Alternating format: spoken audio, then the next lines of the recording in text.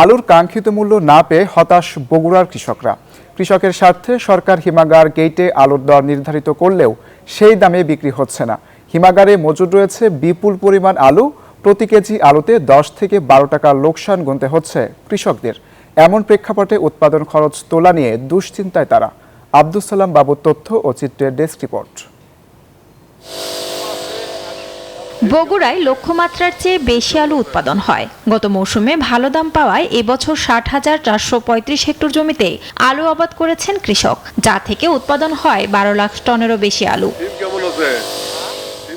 ভালো দামের আশায় প্রতি বছরের মতো এবারও হিমাগারে আলু সংরক্ষণ করেছেন কৃষকরা।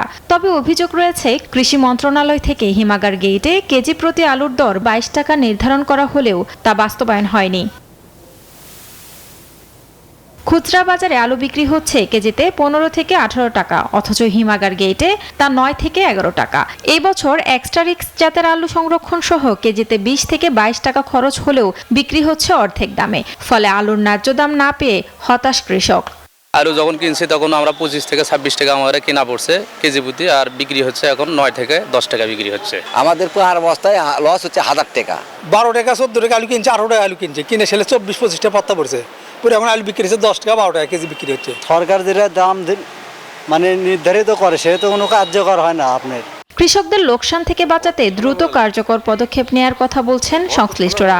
কৃষকের ন্যায্য মূল্য নিশ্চিত করার জন্য সরকার থেকে কোল্ড স্টোরেজ গেটে আলুর বিক্রয় মূল্য নির্ধারণ করা হয়েছে 22 টাকা।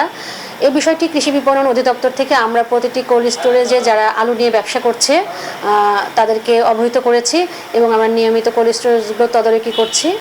জেলায় 46টি হিমাগারে এবছর 4,20,403 টন আলু সংরক্ষণ হয়েছে। খাবার আলু 2,46,810 টন, বীজ আলু 1,73,593 টন।